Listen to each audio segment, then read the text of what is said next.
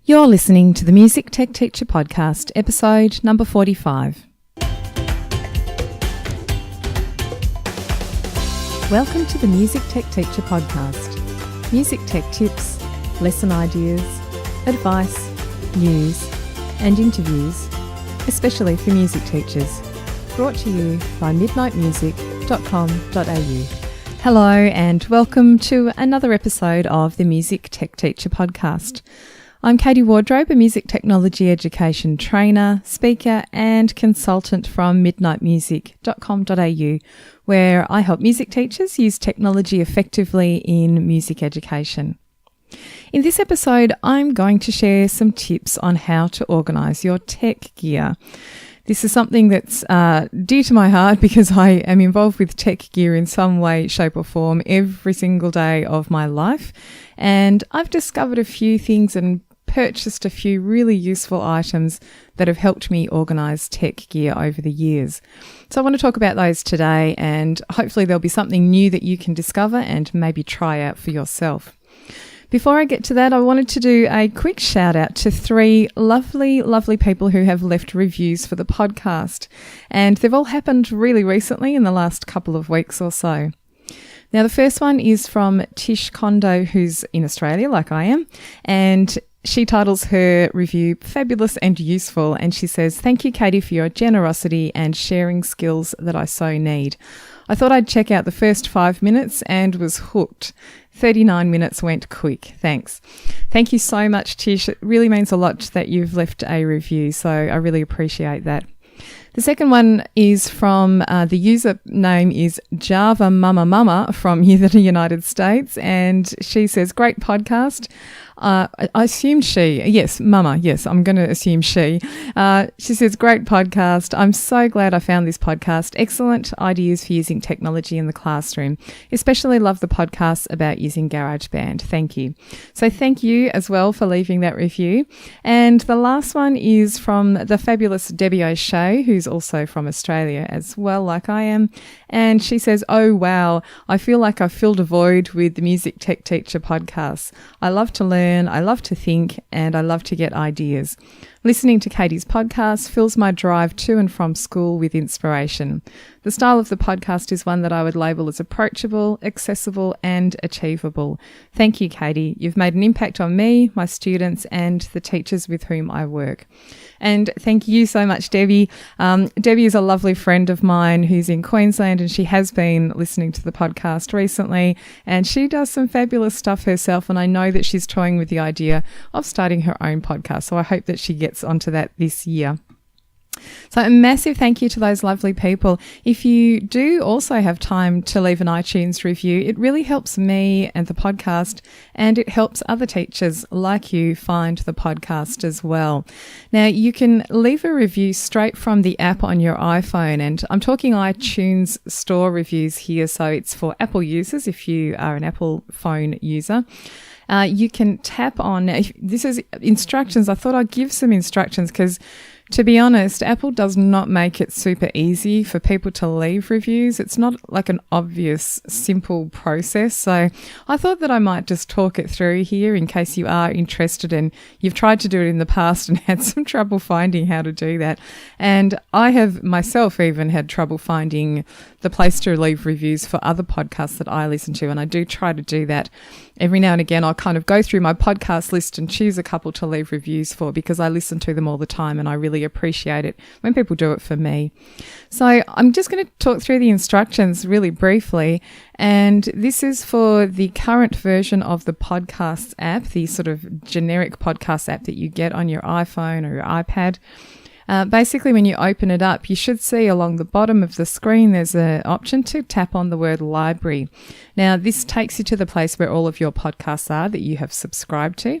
And if you tap shows and then look for my podcast in your subscribed podcast list, you should be able to tap on that and then scroll down a bit where you'll see a ratings and reviews section.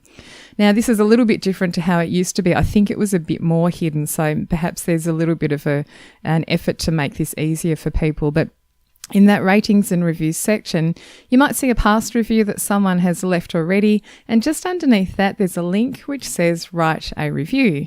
So you can tap on that, a new page will open, and you can first of all tap on the star rating that's up the top. If you tap on the 5th star, it will leave me a 5-star rating, and 4 or 3 or 2 and so on for whichever star rating you want to leave there. So tap on that. Then you can type a title. The title's something simple like, other people have put great podcast or love the show or useful tips.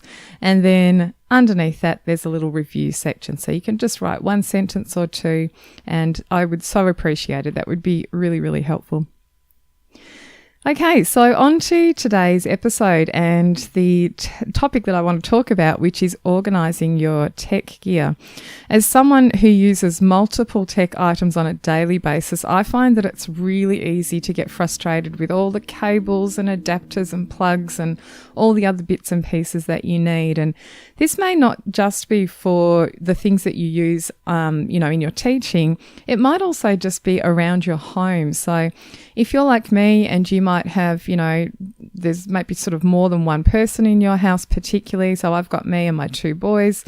We each have a device, at least one device each. And with that, there are lots of plugs and adapters and bits and pieces. One of my sons has a camera, so there's a camera charger.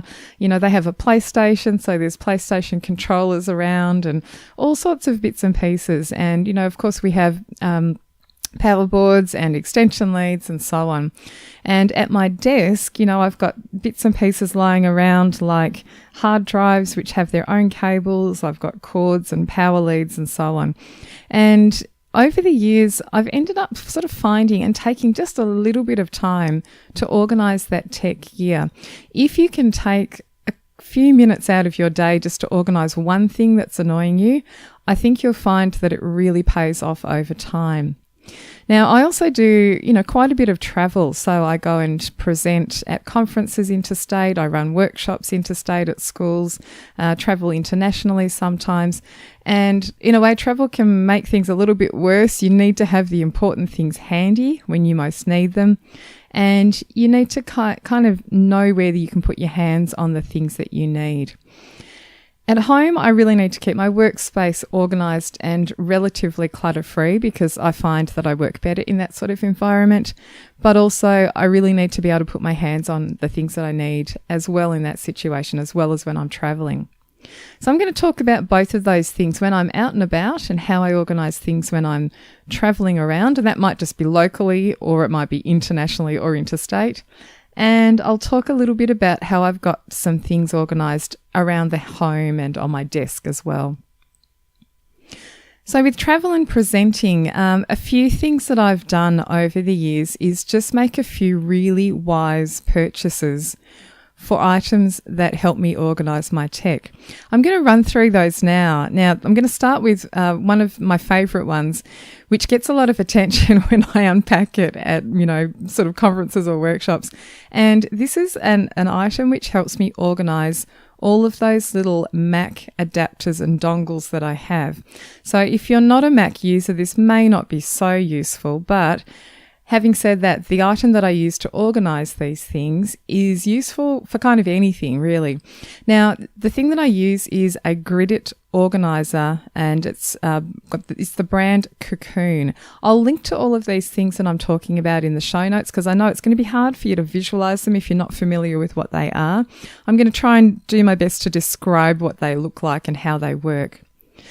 The Gridit Organizer by Cocoon it's kind of like a board, a small-ish board, and on that board it's got a series of crisscrossed elastic straps, I suppose you'd call them. Now, those straps are really great. Basically, underneath those elastic straps, you can slot anything you like. So because I'm a Mac user, I have a number of adapters that I need to use. For instance, when I plug my MacBook Pro into a data projector, which is a VGA cable end, I need to have a little Mac adapter which allows me to do that. So that's a small white adapter, and of course, being an Apple product, it's not exactly cheap. It's about $45 Australian or so, and so I really want to make sure I keep these things in a nice place and that I can always put my hands on them, and I want to make sure they're organised. So there's that one. I have another one for when I'm using a connection to an HDMI cable. Same sort of thing. It looks a little bit different. Then I've got two different ones for my iPad. So I've got a VGA adapter for my iPad and an HDMI adapter for my iPad as well. I've got, of course, a charging cable for my iPad or iPhone, and I've got the power adapter, the end bit that goes with that. And I've got a few other bits and pieces as well. So all these things are quite small, and I need to sort of have them laid out and kept safe. And basically what I do is tuck them all into this board, the elastic straps on this board. I can glance at this board and pretty much know at a glance if something's missing. So there's one of those adapters that we use at home sometimes, and I need to make sure that if I go out and present, I take it with me, and I can pretty much take a look at this board and go, oh yeah, I think there's a gap there, something's missing. Now I'll put a picture of that in the show notes so you can see what I'm talking about, and it's just super useful for keeping everything together in one place and organised. And as I mentioned, every time I set up for presenting something, I take this out to get out my adapters, and everyone is always like, oh wow, that looks fabulous. That's such a great, useful organisational thing. So that's the first thing. Now, the second thing I have is a small zippered case. It's kind of like a large pencil case, I suppose. And that's been really, really useful just for taking around smallish items around when I travel. Now, the one I've got is in Australia, we have Officeworks, which is our big office supply store. And they had them there on sale. They're actually netbook cases, like netbook sleeve sort of thing. So it's quite small. Very small, actually. Like there's no device that I own that would fit into that, but I saw them on sale and I thought, well, that could just be useful for storing anything really. So I bought them and I've used them. I've got two, a blue one and a black one, and I put, spare cables in there. I've got a Velcro adapter in there for headphones, the one that has spots for 5 headphones. I stick that in there. I've got a couple of little adapters for VGA cables, which transform them from male to female or vice versa. I just stick all of those little things in there. And again, it just keeps them all in one spot, and I know they're always handy. Another thing I've found really useful is to avoid lead or cable spaghetti and avoid having everything tangled by using Velcro cable ties on pretty much anything. Now, these are quite, I was going to say they're quite cheap to buy. In some places, they're quite expensive. The first lot I found, and these are kind of like a little Velcro strip, which has a hole at one end, and you can basically kind of wrap it around your lead and it will stay there, and it will keep the lead nicely organised, all, round up together and nicely organised so that it's not popping open and getting all tangled with everything else. Now, the first lot I bought was like a packet of 5, and they weren't that cheap. I think this was from we've got a hardware shop here called Bunnings, and it's a big store. I think you have, something equivalent in the States, which the name escapes me at the moment. You know what I mean. Anyway, they had them there, and that was kind of useful, but not too cheap. Then I went online and I actually found them at some random online shop, and you could literally buy like 50 for a really cheap price. I can't remember exactly what it was, but they worked out to be, like a few cents per Velcro tie. So I bought a big bundle of them, and I had some extras, so I would give them out at workshops. So that was kind of nice too. And they have been really, really useful, just keeping those on everything. Now, sometimes they come in different colours. The bulk lot that I bought were all black, but when I bought a small packet, they were different colours. So there was like a red, a yellow, blue, green, and purple one or something. And that was even more useful in a way because you could easily identify things. So you could instantly see that the right one you wanted was the red one. And so using the coloured ones can be quite useful if you can find them. This episode of the Music Tech Teacher podcast is brought to you by the Midnight Music Community. The Midnight Music Community is an online space for music teachers who'd like help using technology in their music lessons. There are online courses, video tutorials, lesson plans, music tech news, and professional development certificates are provided for any training that you undertake. I'm inside the community every day, personally answering members' questions and sharing tips and ideas. The best thing is that you get to connect with hundreds of other music teachers just like you and share your own experiences and occasional music tech frustrations. For more information and a special joining price just for the listeners of this podcast, visit midnightmusic.com.au/podcast offer. That's midnightmusic.com.au/podcast offer. So when I'm carrying stuff around, everything goes into a small carry-on suitcase that I have, which has wheels. I upgraded my little carry-on suitcase a few years ago now, and I went for one of those ones which has multi-directional wheels, which is just amazing. Like, if you've never used one of those suitcases which has the wheels that kind of go in all directions, I can highly recommend the next time you upgrade your suitcase, definitely go for one of those. It just makes it so much easier to maneuver around airports or wherever you're walking, really. Now, the one I've got is an Antler brand, and, you just wait till they're on sale. There's lots of great brands out there. Really worth getting a decent one that's going to last you for some time. Now, I use that to carry all of my basic gear kit around. I put my laptop in there, my iPad, and all those bits and pieces that I've mentioned. So the adapters, my charging cable, any spare bits and pieces that I need. Now, I don't use a laptop bag, like an over-the-shoulder bag or a backpack at all. I just use this little suitcase with the wheels. And the main reason is for that is that years ago, I started getting migraines and headaches and sore back and shoulders and so on. And I think a lot of that was to do with carrying stuff around on one shoulder or the other, or even a backpack. It bothers me after a while and gives me headaches. So I decided to basically never do that anymore. And I switched to just using this small carry-on suitcase. So if I'm running a workshop at a local school even, I will still just take that little suitcase and I'm wheeling it and I'm not carrying anything on my shoulders. So it's really great. So that's a big part of my kit. Definitely recommend getting something decent there. Now, because I don't have a laptop bag, I stick my laptop inside the suitcase, but I actually use a laptop sleeve just for a bit of protection. The one I use is very light and, it's not sort of big and puffy. It doesn't have lots of pockets or compartments or anything. It's literally just a zipper around the outside. The laptop slips inside and I'm good to go. And because I'm carrying the suitcase around with all the stuff in it, I just put the charging cables separately in the suitcase. And I find that that's totally fine. That's enough for me.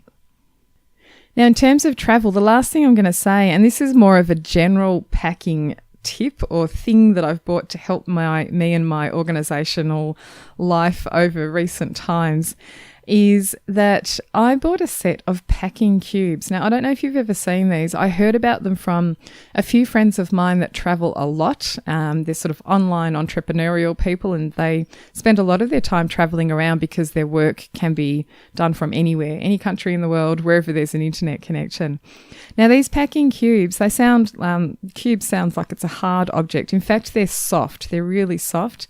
And again, they're basically zippered pouches or bags. They're slightly bigger than pouches, I would say, in a variety of sizes. And you can use them to sort out and divide the contents of your suitcase up. This has been one of the best things I've ever bought in terms of organising travel stuff. So what I do, I bought 2 sets of the same packing cubes, and I'll link to the ones that I got. There are a number of different ones on Amazon that you can get. And basically in one set of cubes, there was a large size, a medium, maybe a couple of medium size, compartments which zip up. There was a couple of smaller ones and a couple of really small ones. So there's like 4 or 5 different sizes, and they are there's a little bit of mesh on them, so they're not like sealed bags where air will gather inside. Basically, I use them to divide up my clothes or my gear that's in my suitcase.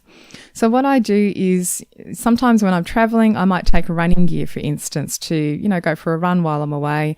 But I'll also have clothes which are, my everyday clothes that I'm going to use to wear to work. And I will put all the running stuff in one, zip that up. I put all the other clothes into another, zip that up. I might have all my underwear and socks in one of the small ones, zip that up and put it in. And it just means it's really easy to find stuff in your suitcase. So when I get to a hotel where I'm staying, I can basically take out the stuff that I've got for everyday wear. I can put that in one location. I can take out the stuff which is, underwear or running gear. And sometimes I even leave them in those cubes, but just have them on shelves inside the hotel room. It's so easy to pack them in the suitcase, and it really organises things very well. And you're not searching through the entire suitcase for the one item you want. You've only got to search through one little compartment, one little of those packing cubes. Really, really good. I love them so much. The thing that I keep forgetting to do is to take a spare empty one or a couple of spare empty ones, because they're really good for putting maybe your dirty laundry. And once you've worn some clothes, you can put them into one of those cubes and keep the dirty stuff separate as well. Really, really useful. The last thing I'll say about packing or organising bits and pieces generally is I'm going to talk about my love for what we call here snap lock bags. I think in the States they get called Ziploc bags.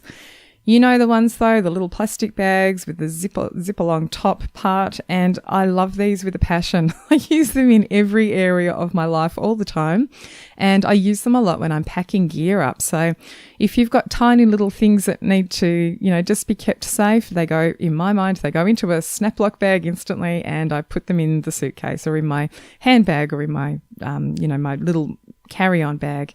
Around my house, you'll see these everywhere. I use them for everything. My kids' stuff is organised into little snap lock bags. I have them in a variety of sizes, a really quite small one. We have ones which we call sandwich size, and so they're a little bit bigger. And then I've got medium size ones, which are bigger again, and large ones. And when I'm travelling, I particularly use the larger ones to put in things which I worried about leaking. So shampoo, conditioner, maybe, other hair products or whatever. If I'm a little bit concerned that they might leak, they go into a snap lock bag and I know everything is going to be safe. So really, really good. Just brilliant. Now at home, I use all those same things, of course, at home as well. But in addition to that, there's a couple of things that I like to try and organise there as well. Now, when you're at your desk or perhaps around your, at home, maybe your TV, if you've got a gaming console or anything, you know that there are a lot of cables around. And this would go if you've got a classroom. There are a lot of cables that go in and around desks or behind entertainment units and so on. Now, at a lot of schools I go to, sometimes the IT people at the school actually organise all the cables for you, and they bundle them up and tie them up, and they've got those zip lock tie thingies. I can't remember what they're called, cable ties. And they often organise that for you, and so they make it all neat, which is really great.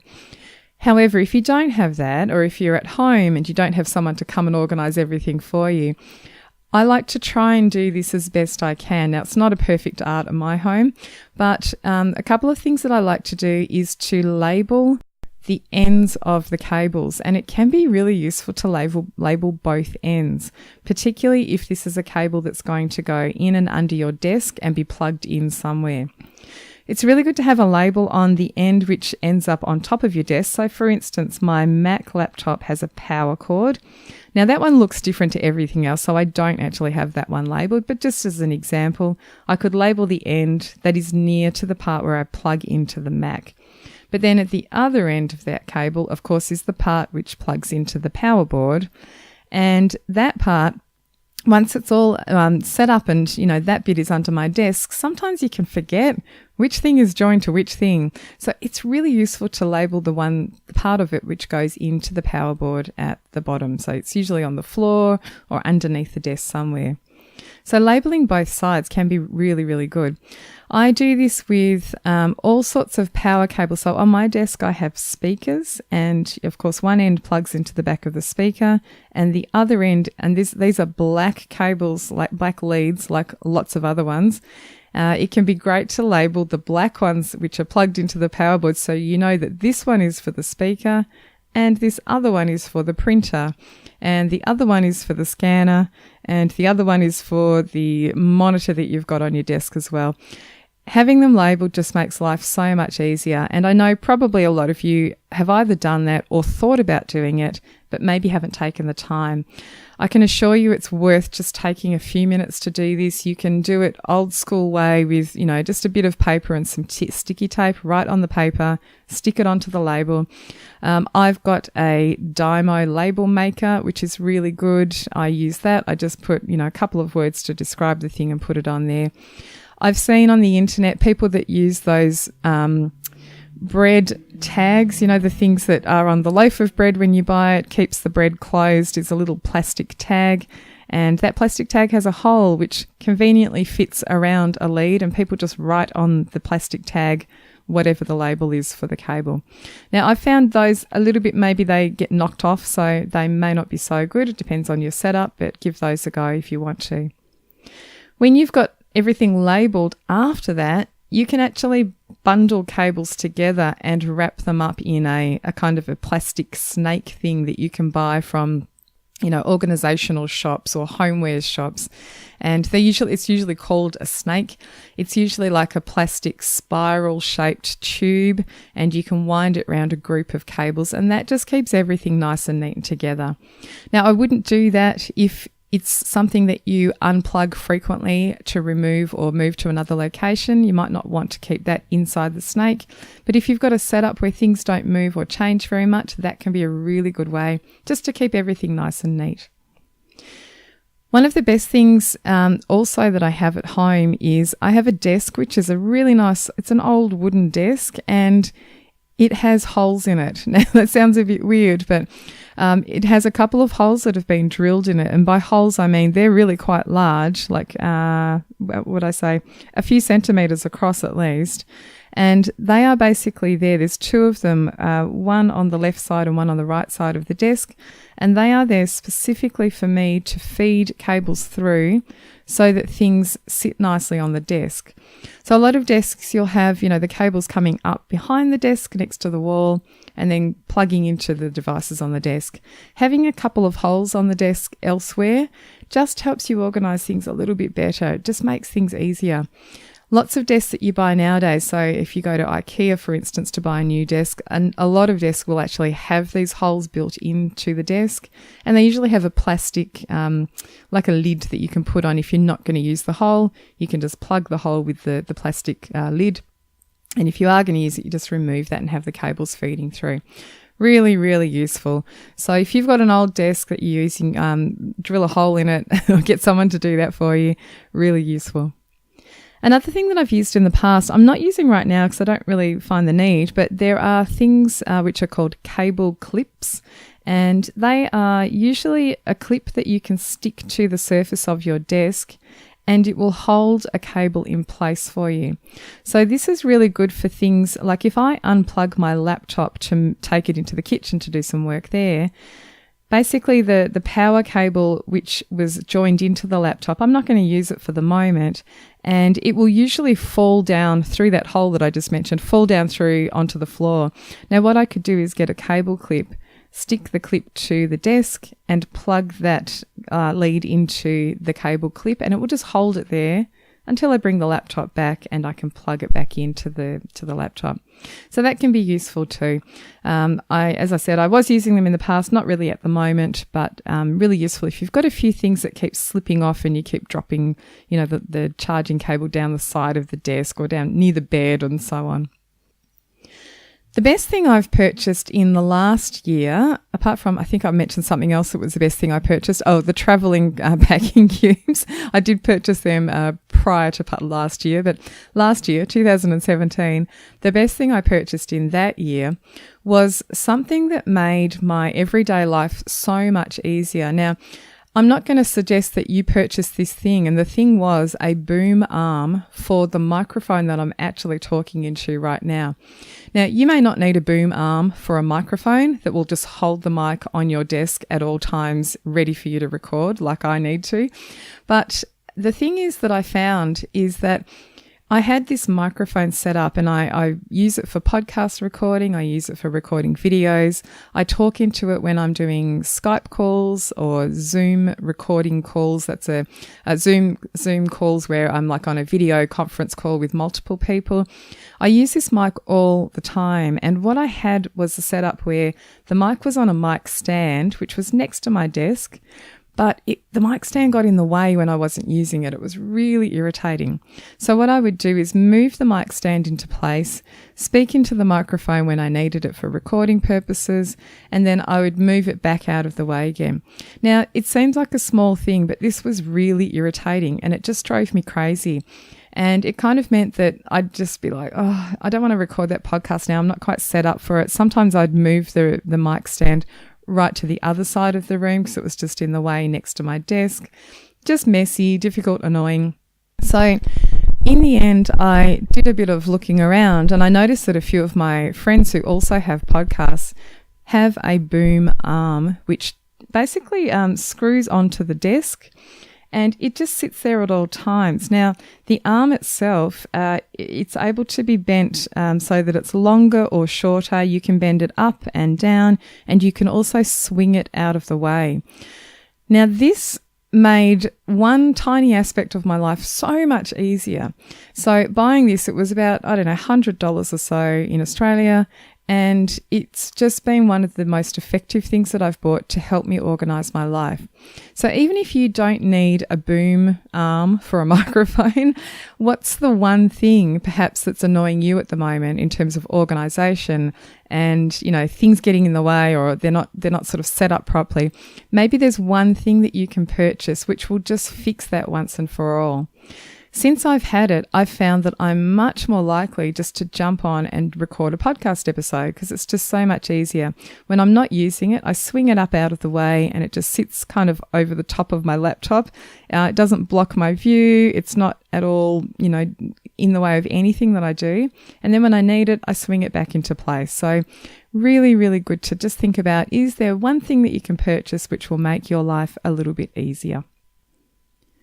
Now, the last kind of tip that I'll talk about is the assigning of special or specific places for things.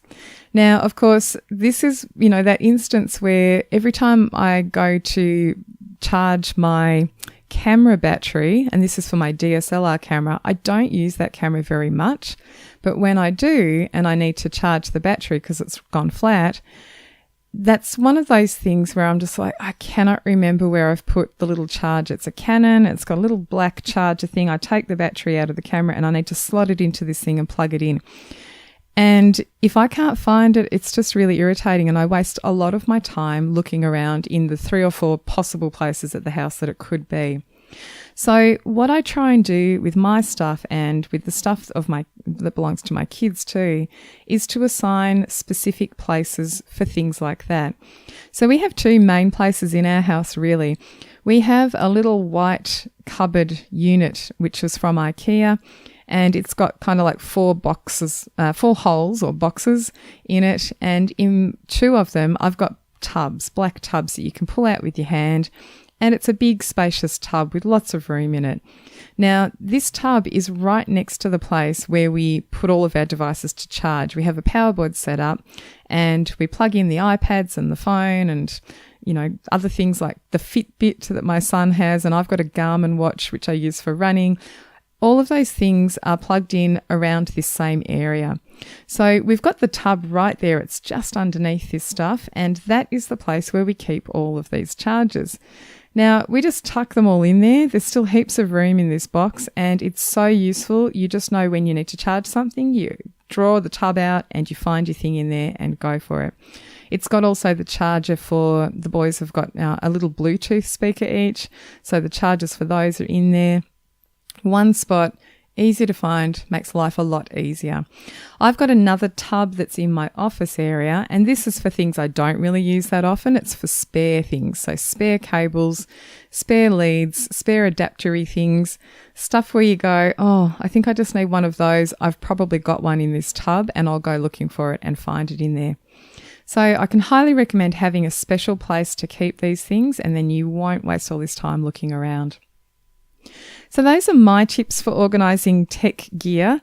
As I mentioned, I'll put some photos into the blog post that will accompany this, the show notes page, and that will be at midnightmusic.com.au /45. And you can see some photos there. I'll link to those things on Amazon if you're interested in buying for yourself any of those items that I've mentioned. They really have made my life a lot easier. And perhaps you've got some favourite purchases that have made your life easier too.